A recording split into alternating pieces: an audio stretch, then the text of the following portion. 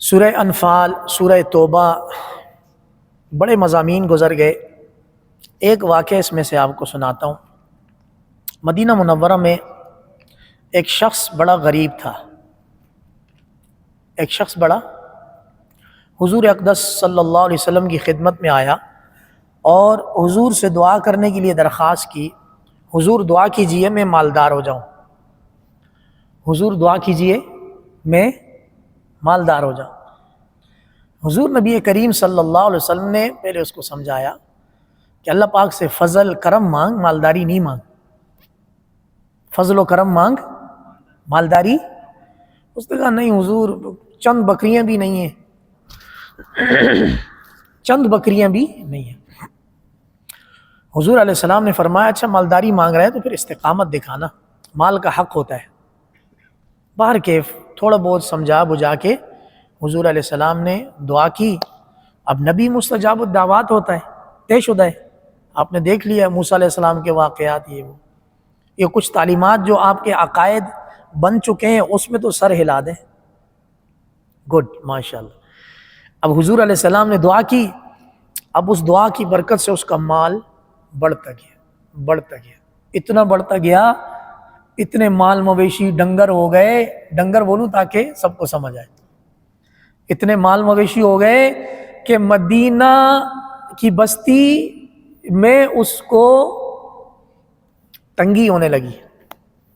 یار اب یہ سوٹ نہیں کرتا، اب میرا مدینہ سے باہر ایک فارم ہاؤس ہونا چاہیے.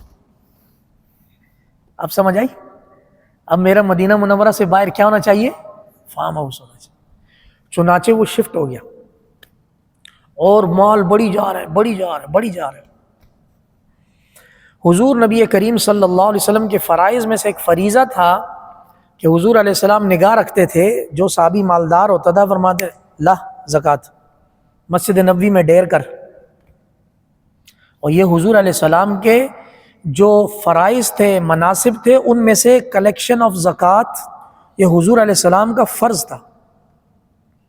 بات سمجھ آ رہی ہے؟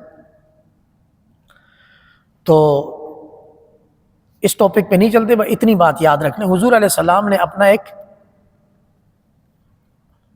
میسنجر بھیجا کہ جاؤ اس کو میرا حال احوال بھی دو اور بولو لا جو اللہ نے دیا اس میں سے دے. اب پہلے تو اللہ سے مانگ رہا تھا، اب تو زکوٰۃ کے قابل ہو گئے، اب دے. جیسے ہی حضور علیہ السلام کا وہ پیغام لے جانے والا جس کو عاملین فی الزکوٰۃ بولتے تھے، کلیکشن، وہ گئے، دروازہ کھٹکھٹایا، آیا، ہاں جی کیسے آنا ہوا؟ کہا حضور علیہ السلام نے بھیجا ہے اپنے مال کی زکوٰۃ دو. کہتا ہے والا کڑی زکوٰۃ، والا کڑی کون سی زکوٰۃ؟ یہ تو ساری میری اسکلز پر ہے، یہ تو سب کچھ it is my own skills. اب حضور علیہ السلام نے جو شروع میں سمجھایا تھا، دیکھو مال کا پھر حق ہوتا ہے. مال کا اتنا آسان فارمولہ ہے، ہمیشہ یاد رکھیں. یاد رکھیں گے؟ مال اگر حلال کا ہے تو حساب ہے، مال اگر حلال کا ہے تو حساب کنفرم ہے، حرام کا ہے تو پھر تو کنفرم عذاب ہے. بہت آسان ہے.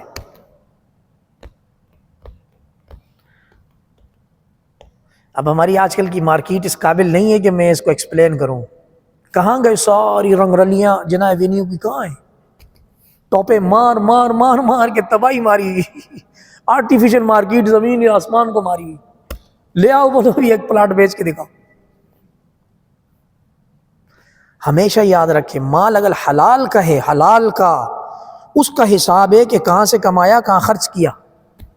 قدم نہیں ہلیں گے قیامت والے دن، نیچے ایسے چپکے ہوئے ہوں گے، ہلا کے دکھاؤ، قدم نہیں ہلیں گے. اور اگر خدا نخواستہ ہے ہی حرام کا تو پھر حساب نہیں ہے، پھر ڈائریکٹ عذاب ہے. اب ایک خوشخبری سن لو. وہ لوگ جو قدرتی طور پر کم مال والے ہیں، کم دولت مند ہیں، اللہ نے کم دولت والا رکھا ہے، امیر مالدار مسلمانوں سے 500 سال پہلے جنت جاؤ گے. کتنے سو سال پہلے؟ مال ہے ہی نہیں ہے تو حساب ہی نہیں، حساب نہیں تو راستہ سیدھا ہے، جاؤ بھائی. بات سمجھ آ رہی ہے؟ مالدار وہاں لائن میں لگے ہوں گے، لا بھائی کلیکٹر، ایف بی آر، یہ وہ سب کلیئر کر، وہاں نیب بھی کلیئر کر، ایف آئی اے بھی کلیئر کر، سب کلیئر کر. آخرت والا یہاں تو حضرت یہ فائل لے لیجئے اور نیچے گاڑی کی چابی رکھ کے دے دی. سب کلیئر ہے، ٹھیک ہے، اساس ڈکلیئر ہے، سب پار ہو گیا. وہاں اللہ رب العزت نے جو جہنم کے داروغے رکھے ہیں ان کو بہرا بنایا ہے. جتنی چیخیں مارتے رہو آواز ہی کوئی نہیں جانی. وہ بولے گا یہ کیا منہ ہلا رہا ہے کارٹونوں کی طرح. یہ خوشخبری یاد رہے گی. اور ایک چیز یہ بھی ذہن میں رکھیں، کوشش کرنے کے باوجود اگر غربت آئے اس پر قناعت کر. کوشش کی، یہ اسلامی تعلیمات کے خلاف ہے کہ یہاں میں یا اللہ ہم سب کو مالدار کر دے، یا اللہ ہمیں منرلز دے دے جو ہم امریکہ کو بیچتے ہیں، یا اللہ ہمیں دے دے. صحیح ہے، اور ہم کوشش نہ کریں اس کے لیے، نہ کے پی کے جائیں، نہ بلوچستان جائیں، کچھ بھی نہ کریں، ہم مانگتے رہیں یا اللہ دے دے. تو حضرت عمر ہوتے نا تو اس کو کوڑا لگا دے، بولتے چل مسجد سے باہر جا کچھ کام بھی کر. بات سمجھ آ رہی؟ دعا، کوشش، پھر دعا، تین چیزیں. پہلے دعا، پھر باہر نکل کے کوشش پوری ہوئی، پھر دعا یا اللہ برکت دے.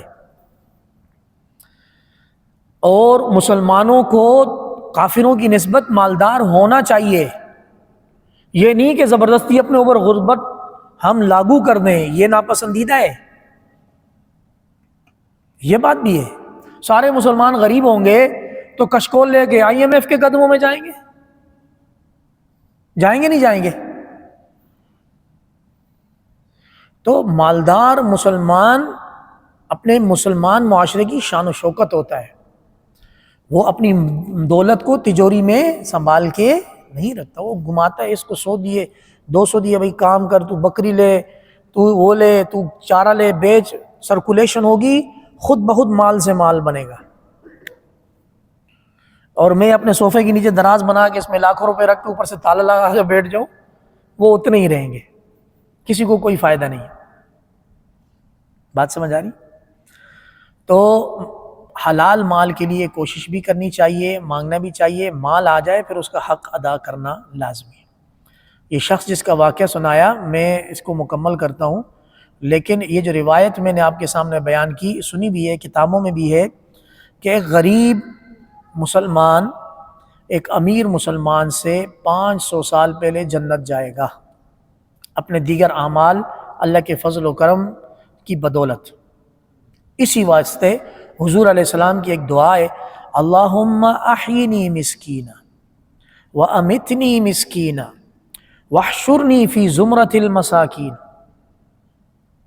یا اللہ مجھے مسکین زندہ رکھ، فقیر نہیں، غریب نہیں، مسکین. مسکین وہ ہوتا ہے جس کو جتنا مل جائے اس پر شکر ادا کرے. غریب اور مسکین میں فرق ہوتا ہے. غریب وہ فقر و فاقہ والا، نہ، فقر و فاقہ کفر تک لے کے جاتا ہے، ایمان بچواتا ہے. مسکین وہ ہوتا ہے جس کے پاس کچھ نہ کچھ ٹک ٹک ہلکا پھلکا وہ کرتا رہتا ہے. یا اللہ اللہم احینی مسکینا، یا اللہ مجھے مسکینی میں زندہ رکھ، وامتنی مسکینا، یا اللہ مجھے مسکینی میں، عاجزی میں، انکساری میں موت دے. قیامت والے دن جاگتے ہوئے جب مسکینوں کا حشر ہوگا، کیسے؟ قیامت میں کسی کو نیند آئے گی؟ کوئی سو کے دکھائے نا وہاں. انکل اشرف بھی ہنس رہے ہیں میری طرف، ماشاءاللہ. واحشرنی فی زمرۃ یا اللہ آخرت میں جب مساکین کا حساب ہوگا تو مجھے ان میں رکھ. بات سمجھ آ رہی ہے؟ ہمارے حضور علیہ السلام کو اللہ پاک نے جہاد کی برکت سے اتنا مال دیا کہ کسی کو تصور میں بھی نہیں ہے. ہمارے حضور علیہ السلام کے بارے میں جو یہ تصور ہے کہ حضور علیہ السلام فقیر مسکین تھے، ایسا نہیں ہے. حضور علیہ السلام کی لائف مدینہ منورہ میں دن بدن اسٹینڈرڈ لائف ہوئی. ہاں جی، وہ دن بھی گزرے کہ جب گھر میں کچھ بھی نہیں، پانی بھی نہیں، 3 دن نہیں. ہاں بھائی ہماری پیاری عائشہ کھانے کو کچھ ہے؟ فجر کے بعد پوچھا، کہا کچھ نہیں ہے. کہا ٹھیک ہے ہمارا روزہ ہے. اما عائشہ نے بھی کہا ہمارا روزہ ہے، وہ روزہ رکھ لیا. نہیں ہے، مہینوں مہینوں نہیں ہے. ٹھیک ہے. لیکن جب جیسے ہی جہاد شروع ہوا، غزوہ بدر مال غنیمت آیا، احد مال غنیمت آیا، احزاب غنیمت آیا، اور خیبر کے بعد تو حضور علیہ السلام کی مربع زمینیں تھیں، مربع. اور ہم میں سے شاید ہی کوئی اپنی بیگم کو 2 مہینوں کا راشن ڈال کے دے سکے. ہم ہفتہ مہینے اتنا راشن ڈالتے ہیں. ایسی ہے. حضور علیہ السلام اپنی 11 ازواج مطہرات، ان میں سے جو 9 زندہ تھی، ان کے گھروں میں سال سال کا راشن ڈالتے تھے.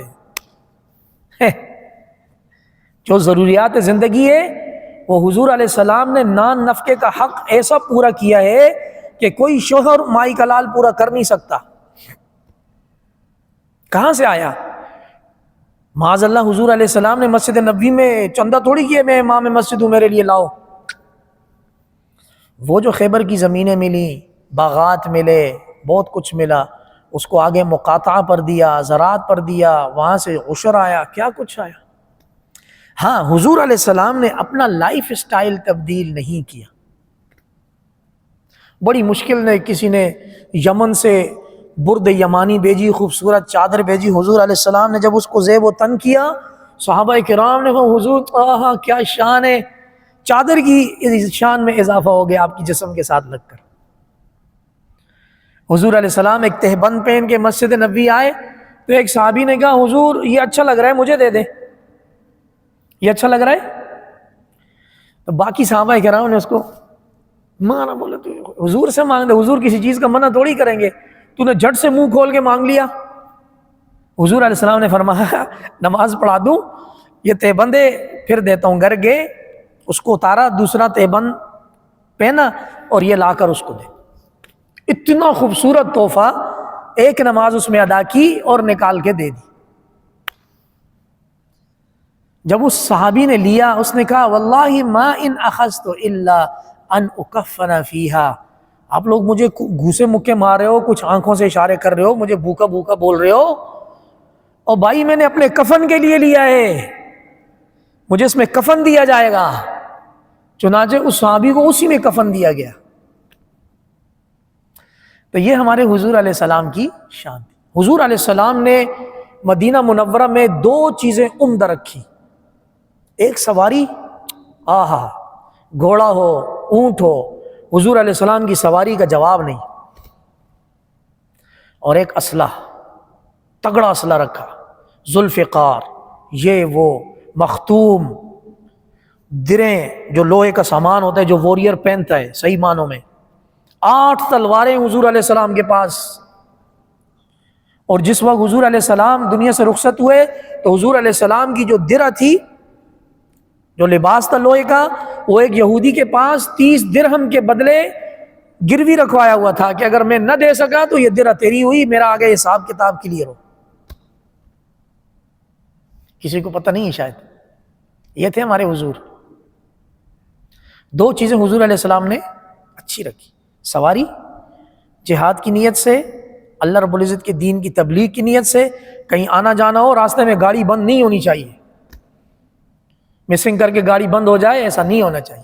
مریل گاڑی نہیں، اللہ نے دی اچھی گاڑی رکھو، انجن ٹائٹ رکھو، اچھا آئل ڈالو اس میں، اس کو ہائی اوکٹین پلاؤ، ٹائٹ کر کے رکھو.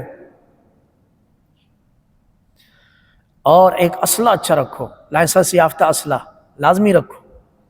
فریم میں اپنے گھر میں ایک تلوار سجا کے رکھو. آج کل فریم کی تلواریں آ رہی، وہ رکھو. اس کے علاوہ گلوک آئے، زیگانا آئے، یہ ترکی کے، اٹلی کے اچھے اچھے اسلحے آئے ہوئے ہیں. کیوں بھائی محمد متین؟ اللہ کریم ہے. اس نیت سے لائسنس یافتہ 144 بنا کر رکھنا چاہیے. حکومت کا ریونیو بڑھے گا، ہم ٹیکس دیتے رہیں گے اور ہمارے پاس اسلحہ ہوگا ہمارا. مذاق مذاق میں ویڈیو میں ریکارڈ ہو جائے گا. میری گاڑی کا مکینک ہے حذیفہ، بہت ہی نائس لڑکا ہے، بہت نائس لڑکا ہے. شہر کراچی سے آتا ہے، میری گاڑی رات کو لے کے جاتا ہے اگلا سارا دن میری گاڑی کی ٹیوننگ، آئل چینج سب کچھ کر کے شارع بھٹو پہ ٹرائی کر کے واپس رات کو لا کر دیتا ہے، اور یہ ساری سروس فری دیتا ہے۔ جو چیزیں استعمال ہوتی ہے وہ میں پے کرتا ہوں، لیکن یہ آنا جانا سب کچھ سروس فری دیتا ہے، اور گزشتہ کوئی 7-8 سال سے دے رہا ہے، اور بڑا ذہین لڑکا ہے، اپنی فیلڈ کا ماہر لڑکا۔ اس کو میں نے بولا میری گاڑی راستے میں رکی نہ ہو حذیفہ، تیری خیر نہیں ہے گاڑی مسنگ کر کے رکنی نہیں چاہیے کہیں، اللہ کریم اپنے امن و امان میں رکھے۔ ایک دفعہ میں چکدرا موٹر وے سے گزر رہا تھا کالام کی طرف جاتے ہوئے، تو حذیفہ نے ٹرائی مارتے ہوئے میری گاڑی کے انجن میں آئل جو ڈالا، وہ اپنے تجربے سے اس کا گریڈ اوپر نیچے کر کے ڈال دیا۔ اب اوپر چڑھائی ہے، میں جا رہا تھا فیملی کے ساتھ، میں ریس دے رہا ہوں، گاڑی 85 کی اسپیڈ سے آگے جا ہی نہیں رہی، کو انجن کا آئل کا اس نے کچھ اوپر نیچے کیا۔ میرے سے مہران گاڑی جا رہی ہے، ادھر سے آلٹو جا رہی ہے، اب میری گاڑی کو میں ریس دے رہا ہوں، ہائی آکٹین میں نے ڈالا ہوا اس میں گاڑی، میں کیا بتاؤں کہ گاڑی کیا 70 75 80 آگے جا ہی نہیں رہی۔ فون میں لا رہا ہوں تو وہ سگنل نہیں ہے پہاڑوں کی وجہ سے، کہیں سگنل آئے، میں نے گاڑی کھڑی کی، میں فون کیا، میں نے کہا حذیفہ تو کہاں ہے کہ میری گاڑی چل کیوں نہیں رہی تو نے کیا کیا میری گاڑی کے ساتھ، اس کو میں اس کو یہاں کھڑی کر رہا ہوں، آگے اس کو کراچی لے جا اللہ اس کو خوش رکھے۔ اس نے کہا مولوی صاحب گرم نہ ہو، ٹھنڈے ہو جاؤ، چڑھائی ہے، گاڑی بھی گرم ہے، آپ بھی گرم ہے، یہ وہ۔ خیر میں نے اس کے ساتھ مذاق کیا۔ سفر وہ کافی کٹھن گزرا، اور اللہ نے عافیت کی، واپس آیا، اس کو جا کے گاڑی دی، میں کہ یار جو انجن آئل آپ نے ڈالا ہے نا، یہ نکال کے اس میں صحیح والا ڈال دو، اور آئندہ میری گاڑی کے ساتھ یہ تجربہ نہیں کرنا۔ میں نے کہا تم نے میرے کو شرما دیا، میرے کان سے مہران گاڑیاں گئی 1500 سی سی گاڑی، یہ اس سے آگے نہیں، وہ موٹر وے پر شرم آتی ہے اتنی سلو اسپیڈ میں۔ باہر کیف بات آگے لمبی نکل گئی۔ حضور علیہ السلام نے جو زندگی گزاری وہ بڑی ہی عمدہ گزاری۔ ان من امن الناس علی فی صحبتہ و مالہ ابو بکر۔ حضور علیہ السلام نے دنیا سے رخصت ہونے سے پہلے ممبر پر تشریف لائے اور فرمایا لوگو، آپ میں سے جس نے میرے پر جتنا احسان کیا تھا، میں نے اس کا بڑا بہترین بدلہ آپ سب کو دے دیا، انصار کو، مہاجرین کو، سب کو واپس کر دیا۔ ایک شخص باقی ہے کہ جس نے اپنی جان سے بھی میرے پر احسان کیا، اپنے مال سے بھی میرے پر احسان کیا، وہ ابو بکر ہے۔ سب یہ لیفٹ سائڈ والے جس کا چھوٹا دروازہ مسجد میں کھلتا ہے، سب دروازے بند کرو، ابو بکر کا دروازہ کھلا رہے گا۔ آج بھی باب السلام کے ساتھ میری اس بات کے بعد آپ سرچ بھی کیجئے گا اور جا کر بھی دیکھیے گا، سارے آثار قدیمہ ختم ہے، اوپر اس طرح کا ایک لکڑی کا روشن دان ٹائپ لگا ہوا ہے، اور اس پر لکھا ہوا خوخت ابی بکر، خوخت۔ قیامت تک حضور علیہ السلام کے اس قول کی برکت باقی رہی کہ یہ ابو بکر کا چھوٹا دروازہ تھا۔ مین دروازہ باہر گلی میں کھلتا ہے، گھر کے بیک سائڈ کا چھوٹا دروازہ ڈائریکٹ مسجد نبی کے اندر کھلتا ہے۔ اور یہ سرٹیفکیٹ سرور کونین صلی اللہ علیہ وسلم نے عطا فرمایا۔ تو ہمارے نبی کریم صلی اللہ علیہ وسلم کی زندگی مالی اعتبار سے بڑی شفاف تھی، بہت کلیئر تھی، بہت کلیئر تھی۔ غزوہ تبوک کے لیے آواز لگایا، اے لوگو کون ہے جو میری مدد کرے گا، اللہ اس کو جنت دے گا۔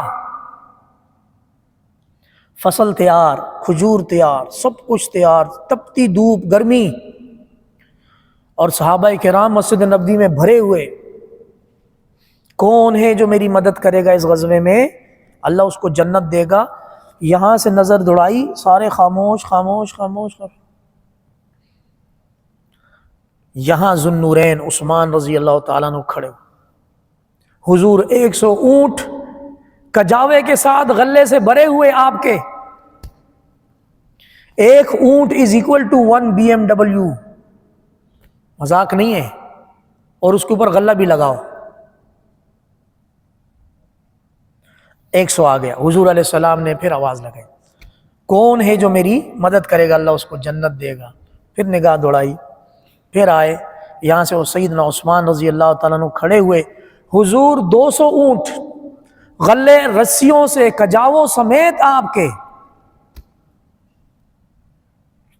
حضور علیہ السلام نے تیسری دفعہ آواز لگائی، کون ہے جو میری اس غزوے میں جہاد میں مدد کرے گا، اللہ اس کو جنت دے گا۔ تیسرے چکر پہ بھی یہاں سے سیدنا عثمان رضی اللہ تعالیٰ عنہ کھڑے ہوئے، فرمایا حضور 300 اونٹ رسیوں کجاووں کے ساتھ لدے بھرے سب آپ کے۔ اب یہ 300 اونٹ وہ کوانٹٹی تھی جس سے جہاد کی تیاری اچھی خاصی ہو سکتی تھی۔ حضور علیہ السلام کا چہرہ مبارک کھلکھلا اٹھا، فرمایا عثمان جا، تجھے اللہ نے بخش دیا، ما ضر عثمان ما عمل بعد، آج کے بعد عثمان کو کوئی چیز نقصان نہیں دے گی۔ تو میرے عزیزوں، اللہ نے مال دیا ہے، حلال طریقے سے دیا ہے، اس پر اللہ کا شکر ادا کریں، اس کا حق ادا لازمی کریں۔ یہ جو شخص جس نے منع کیا، بعد میں اس پہ فقر و فاقہ آیا، اسلام سے پھر گیا اور اس کی بڑی بری موت ہو گئی۔ اللہ کریم ہمیں ایسی موت سے حفاظت عطا فرما۔